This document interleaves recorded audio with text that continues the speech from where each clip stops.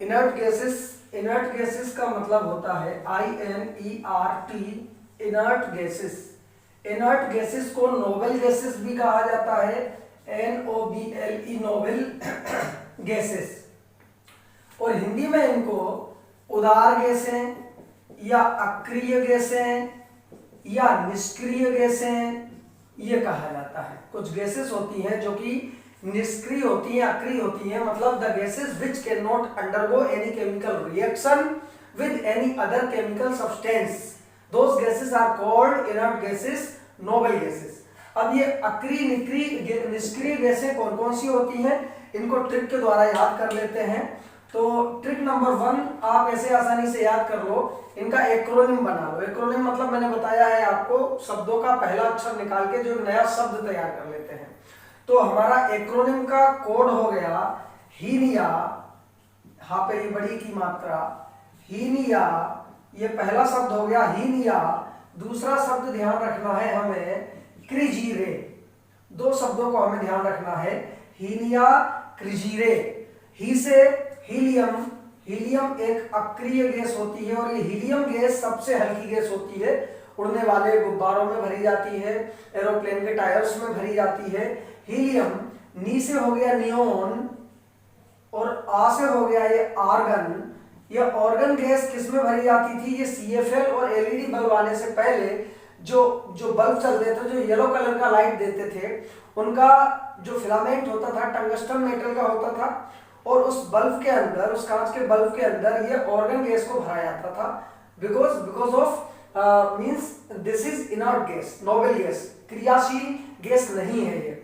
तो हीलिया, helium, neon, argon और क्रिजीरे, क्रिजीरे, krypton, krypton, xenon, xenon और रे से हो जाएगा रेडोन।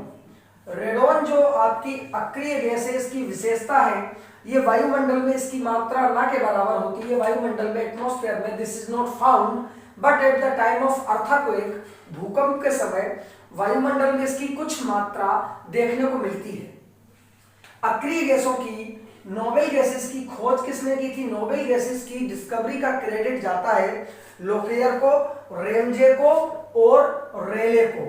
लोकेयर, रेमजे और रेले, ये रेले वही वैज्ञानिक है, वही भौतिक शास्त्री हैं जिन्होंने किसकी खोज की थी, प्रकाश के प्रकीर्णन के सिद्धांत की खोज की थी, स्कैटरिंग ऑफ लाइट, प्रकाश का फैलना।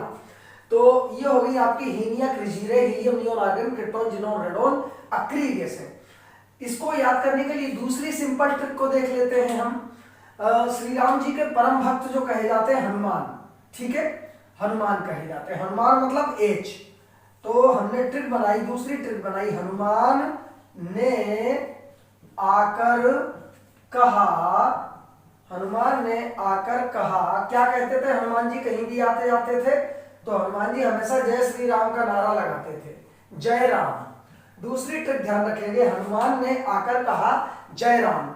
हनुमान का हमने हा एच लिया और ने का हमने ना एन लिया, आ ए लिया, का के लिया, इसका जा का जे या जेड ये ले लिया और रा का हमने आर ले लिया। ये देखो, एच हनुमान ने आकर कहा जय Ram, H helium, N neon, आकर, ए ऑर्गन, क्रिप्टॉन, के या सी, कहा, के का क्रिप्टॉन और जेड या जे जय, जीनोन और राम, रा आर, रेडोन। दो तरीके से याद रख लेंगे, हीनिया, क्रिजीरे और हनुमान ने आकर कहा जय राम, ऐसे इसको याद रख लेंगे। दूसरा एक पोर्शन देख लेते हैं हम, मेटोलॉइड्स। देखो, मेटल का मतलब होता है धातु, जो विद्युत की, इलेक्ट्रिसिटी की सुचालक जो होता है, जो उसको धातु कहते हैं, मेटल होता है। और एक चीज हम लोगों ने पढ़ी है, नॉन मेटल। नॉन मेटल क्या हो गया, अधातु हो गया, है ना, जो विद्युत और ऊष्मा वगैरह का सुचालक नहीं होता है, नॉन मेटल हो गया। अब इनके बीच की एक जो कंडीशन होती है उनको कहते हैं मेटालॉइड्स।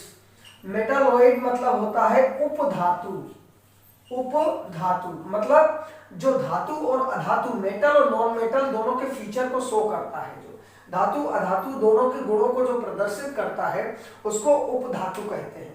अब उपधातु में कौन कौन सी होती है? देयर आर 8 मेटालॉइड्स, 8 उपधातुएं होती हैं। उनको याद करने के लिए एक कोडिंग देख लो, एक चुटकुला देख लो। टिल्लू नाम का आपका कोई मित्र है, उसका नाम है टिल्लू, ठीक है। वो आपका मित्र था लेकिन अब आपका एंटी हो गया है, आपका विरोधी हो गया है, आपकी बुराई करता है, तो एंटी टिल्लू, ठीक है। तो एंटी टिल्लू एक बार एक बर्फ की सिल्ली ले आए। बर्फ का एक जो बड़ा सा वो होता है ना, वो बड़े शेप का, उसको सिल्ली बोलते हैं। तो सिल्ली ले आए एक बार, तो एंटी टिल्लू की सिल्ली, सिल्ली शब्द को ध्यान रखना, एंटी टिल्लू की सिल्ली आसन पर जम गई, आसन पर जम गई।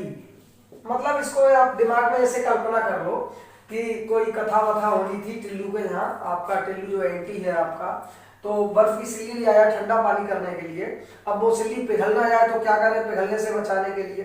तो किसी ने सलाह दी कि ये आसन है, जो आसन मतलब जिस पर बैठते हैं हम, हाँ, तो ये आसन है, बड़ा पवित्र है, गुरुदेव का है, तो इस पे रख दो सिल्ली, तो पिघलेगी नहीं, कुछ जादू तंत्र मंत्र कुछ हो जाएगा, ऐसा करके आशीर्वाद मिल जाएगा गुरु जी का।